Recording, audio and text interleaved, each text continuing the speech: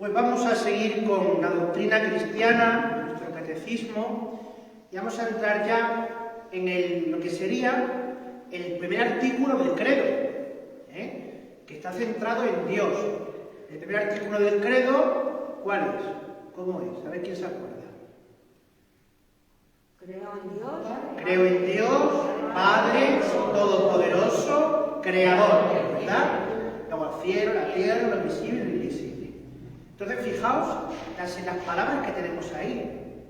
Creo en un solo Dios, Padre Todopoderoso y Creador. Son las cuatro primeras palabras, cuatro primeras expresiones con las que se abre el credo de la Iglesia. El credo que llamamos niceno-constantinopolitano. Sé que es un nombre un poco largo, pero ¿por qué lo llamamos credo niceno-constantinopolitano? Porque se escribió a caballo entre dos concilios.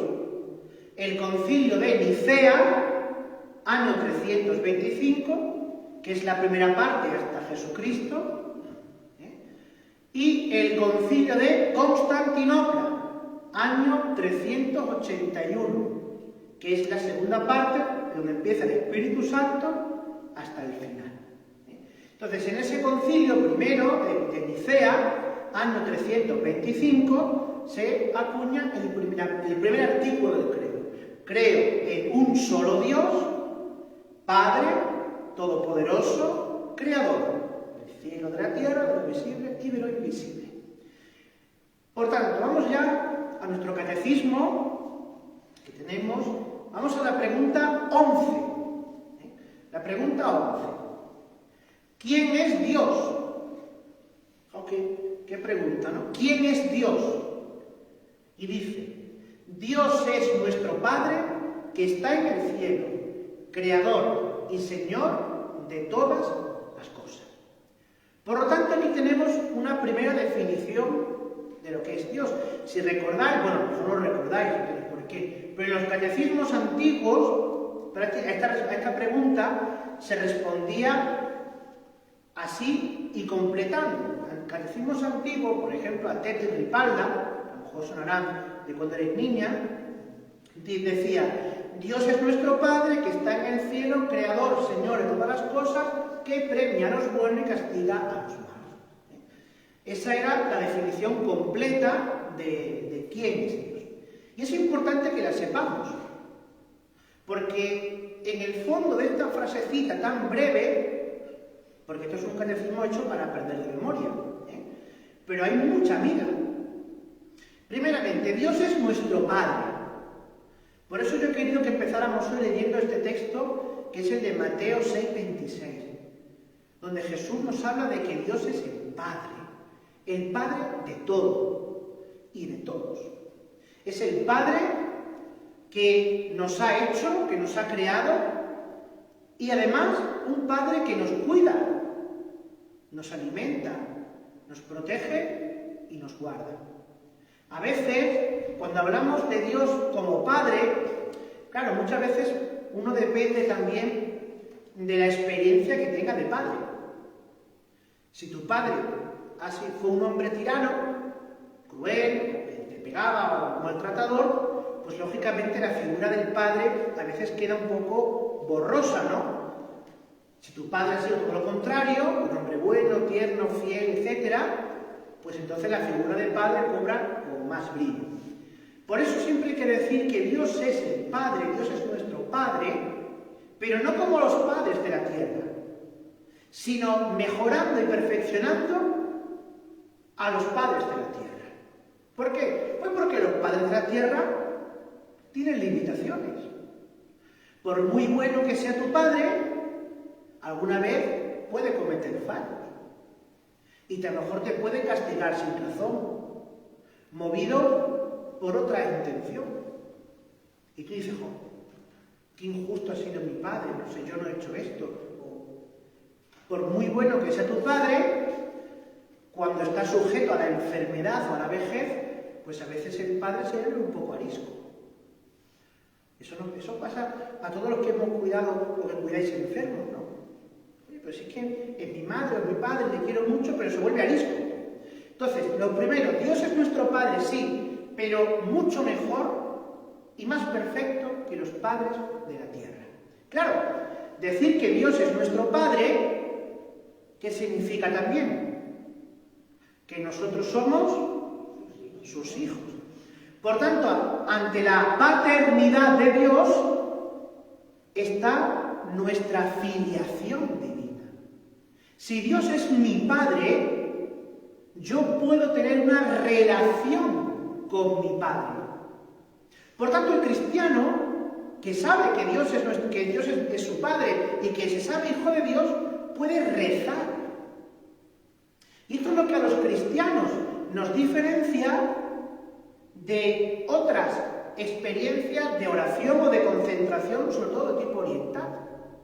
Si el cristiano no necesita hacer ninguna posición rara con las manos, con los pies, con los brazos, para entrar en contacto con la divinidad, como por ejemplo el tai chi o el yoga o todas estas cosas raras.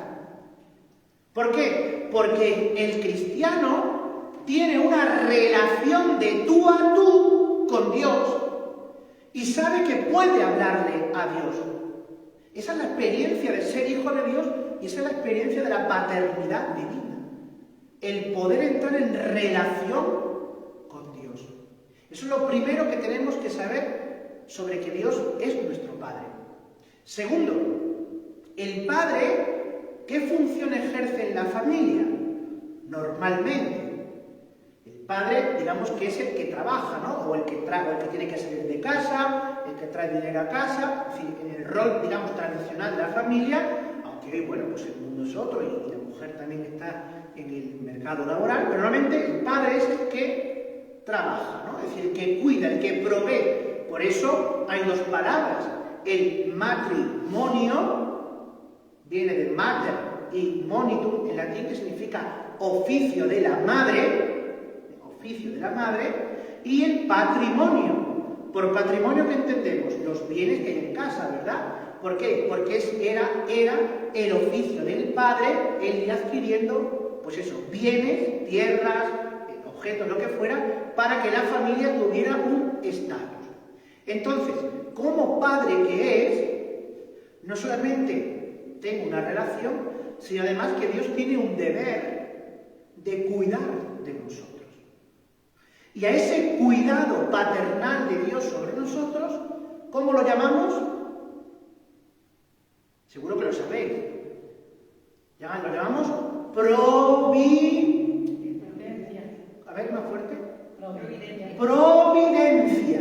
Muy bien. Eso es la providencia. El cuidado paternal que Dios tiene de nosotros. Por eso lo vamos a encontrar muchas veces en la Escritura, ¿no? Cuando los salmos nos hablan de que estoy tranquilo porque Dios se cuida de mí. Porque Dios es mi Padre, como hemos escuchado en el texto de Mateo 6:26 que hemos leído. El Padre que alimenta a las aves también va a darme alimento y calor a mí. Por tanto, ¿qué significa que Dios sea mi Padre? Primeramente, que vivo en relación, que puedo tener una relación de tú a tú con Dios. Segundo, que Dios cuida de mí. Y eso también nos lleva a vivir en el abandono de Dios. A abandonarse en las manos de Dios. A abandonarse en el cuidado de Dios. Por eso el salmista dice, el Señor es mi luz y mi salvación, ¿a quién temeré? Es una experiencia paternal de Dios.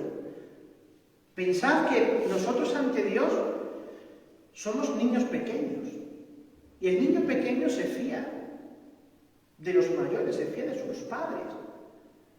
Y los que habéis tenido, ¿verdad?, ese privilegio, esa bendición de tener un hijo, de criar un hijo, pues sabéis que, un sobrino, sabéis que cuando le dices al niño que se coja de la mano, ¿verdad?, para empezar a andar, el niño se coge de tu mano y no se separa. ¿Por qué? Porque tiene seguridad.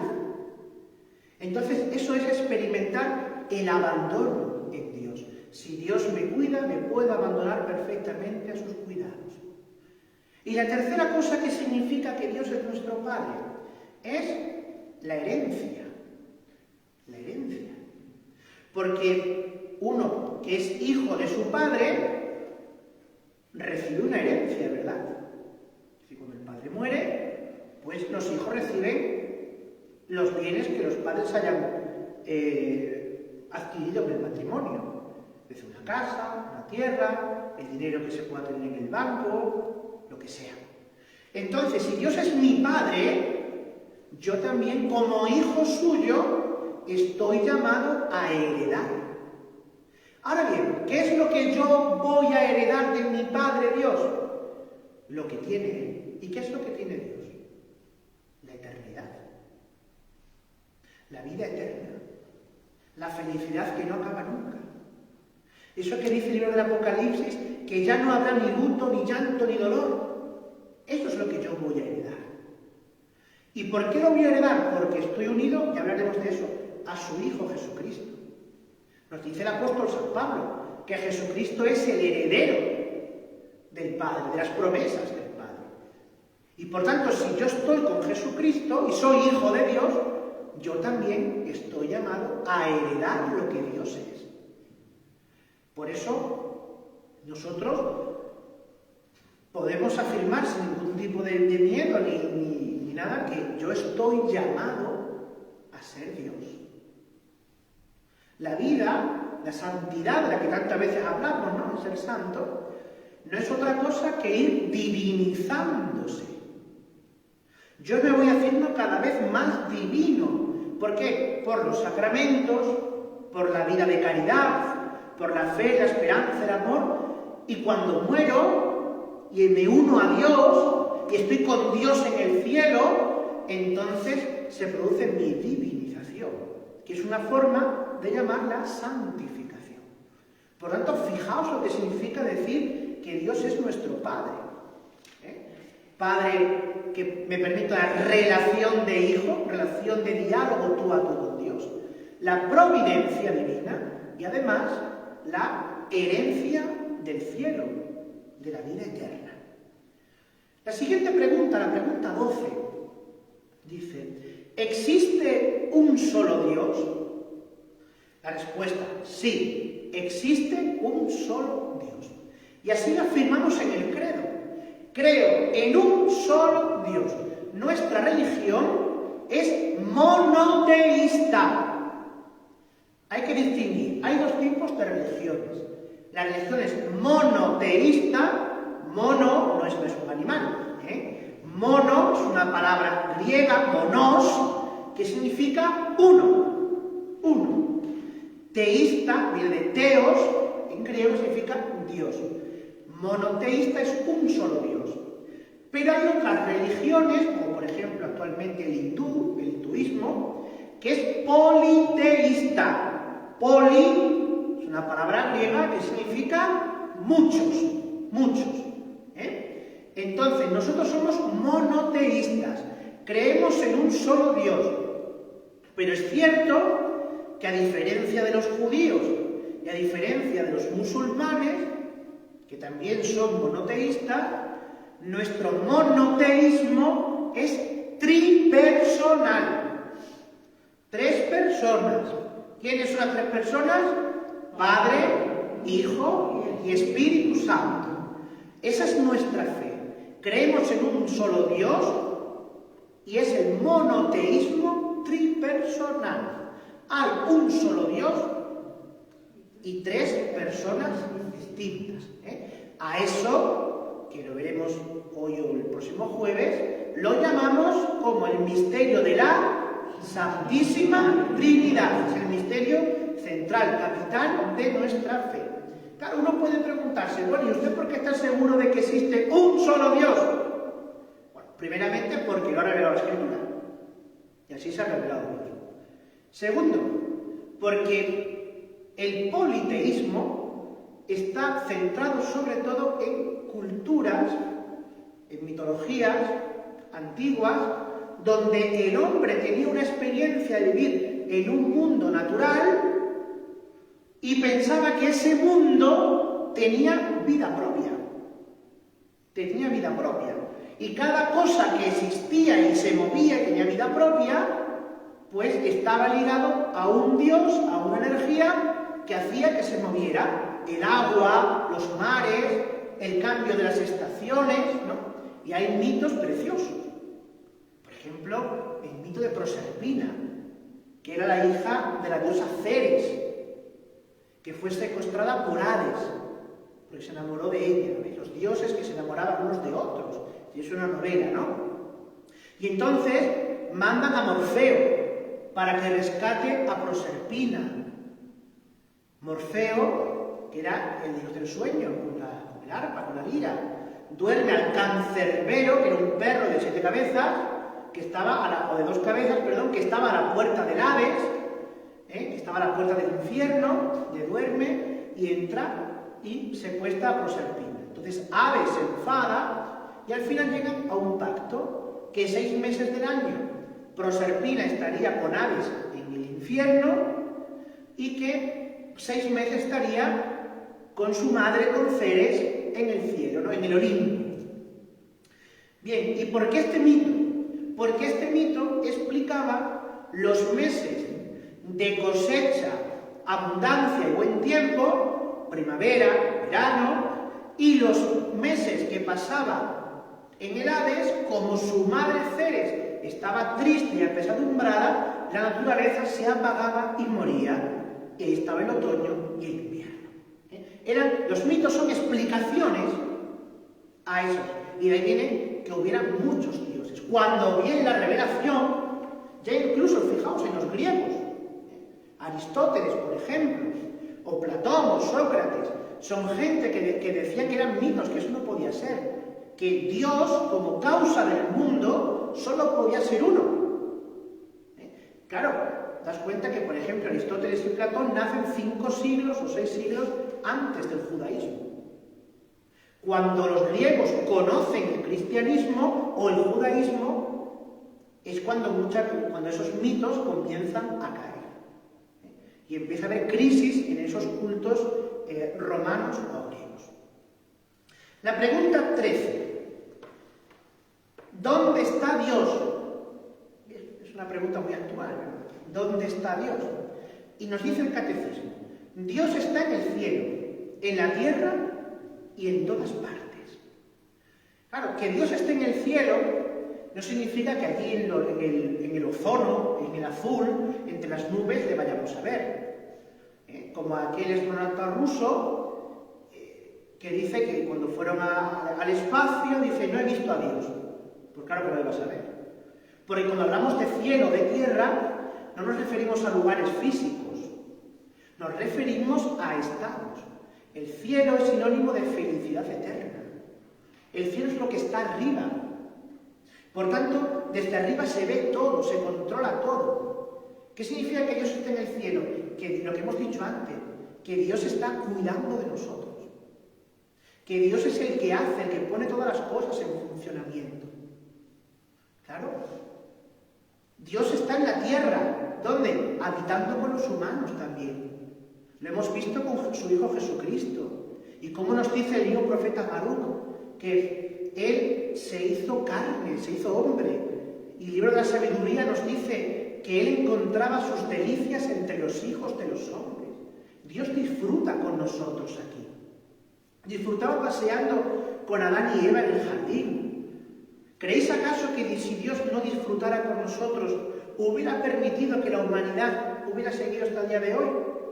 A pesar de las guerras, de las pestes y de los conflictos que ha habido en el mundo. Pues Dios está en el cielo, está en la tierra. Y está en cada cosa que hay en la tierra. Con sus leyes. Las leyes físicas que encontramos que describen los fenómenos naturales. El verde de las hojas, que es la clorofila, que es el final del proceso de los minerales, del agua, de la fotosíntesis, que da ese verdor maravilloso. Ahí está Dios también actuando. No es que la planta sea Dios, porque eso sería panteísmo. El panteísmo también es una palabra griega que viene del artículo pas pasapan. En griego significa todo, todo. Y teísmo, Dios, ¿no? Panteísmo dice que todo es Dios. Y hay mucha gente que lo cree todavía así. Si esa gente que es tan econaturales y eco no sé cuántos, que quieren divinizar la naturaleza, que no se puede hacer no sé qué porque hay un pajarito al que salvar. El pajarito no da lo mismo hacer un nido aquí que hacer un nido allí. Si eso, los animales son más listos que nosotros. Es decir, Dios no es la naturaleza, pero Dios sí está en la naturaleza. ¿A través de qué? A través de las huellas de sus leyes físicas, que nosotros los humanos, con nuestra razón, podemos observar, podemos traducir en fórmulas matemáticas. Y eso es lo que nos hace hombres también. La fe en Dios y la razón, el pensamiento, para poder escrutar y estudiar todas esas cosas. Y por eso también además decimos que Dios está en todas partes. Claro, que Dios esté en todas partes no significa que tengamos una privación de la intimidad. Que Dios está en todas partes significa que todo le pertenece a Él. Y sobre todo, ¿dónde está Dios? En los lugares de más sufrimiento. Ahora mismo, ¿no?, ante lo que estamos viviendo a nivel mundial, Dios está en aquellas gentes. En aquella gente que está a lo mejor en un refugio, que están pues preocupadas por su familia que queda allá o que tienen que cruzar la frontera. Dios está con ellos. Como Cirineo también cargando con el sufrimiento del mundo. Nosotros no tenemos un Dios ajeno. Por tanto, cuando uno dice, ¿dónde está Dios? Dios está contigo siempre. Fijaos qué hermoso lo decimos por 4 veces en la misa, ¿no? El Señor esté con vosotros. ¿Por qué? Porque eso es un deseo, pero además una realidad. De que Dios va a estar siempre conmigo, incluso en el momento en que parece que su ausencia es más fuerte. ¿Por qué? Por todo lo que hemos dicho antes. Porque es Padre. Y el Padre bueno y fiel que es Dios nunca abandona a sus hijos. Con lo cual, fijaos todo lo que significa Dios, su paternidad, su providencia y su relación con nosotros.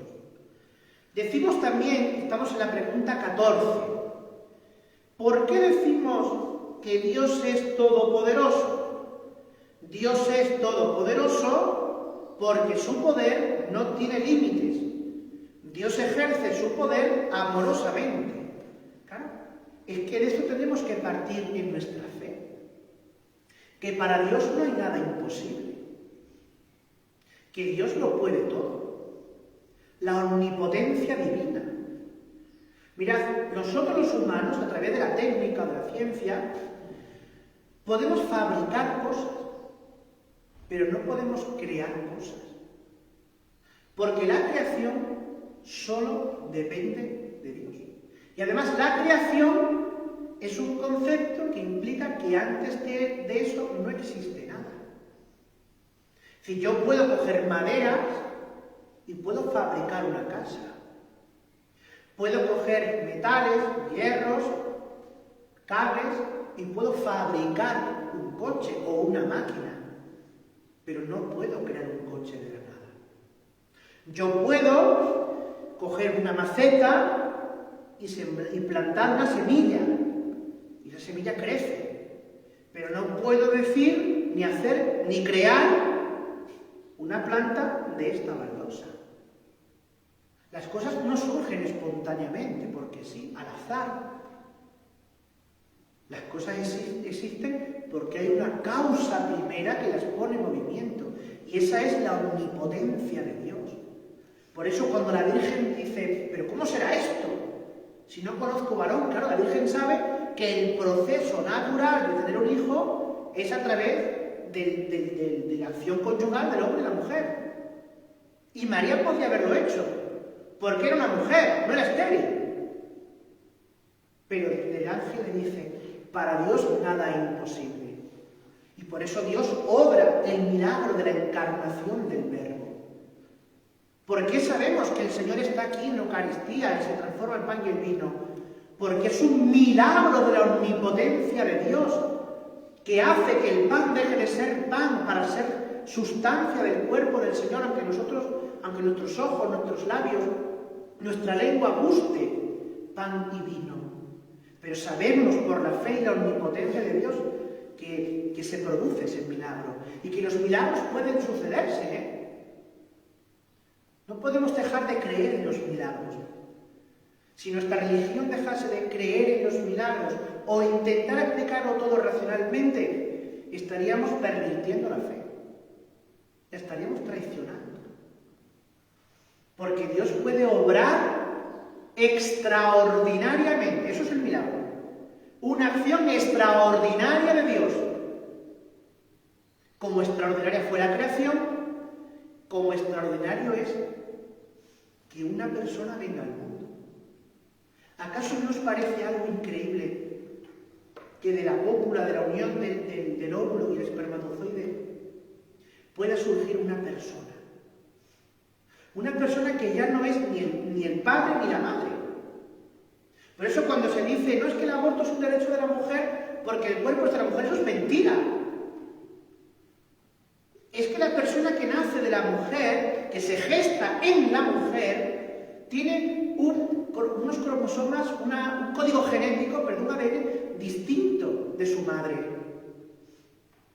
Y se ha producido un milagro porque Dios en ese momento ha creado el alma de esa persona para que esa persona vaya gestándose, vaya creciendo, vaya naciendo. Por eso los niños en el seno materno, ¿verdad?, tienen estímulos, escuchan, dan pataditas, que eso a veces su forma, ¿no?, de expresar, mamá, estoy aquí. Qué poquito nos queda para vernos, para ponernos cara.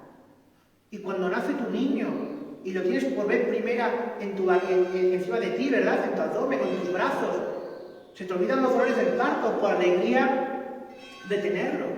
Pues eso es lo más maravilloso que tenemos. Y ahí vemos, ¿no?, de manera práctica la omnipotencia de Dios, que sigue haciendo que el mundo vaya hacia adelante.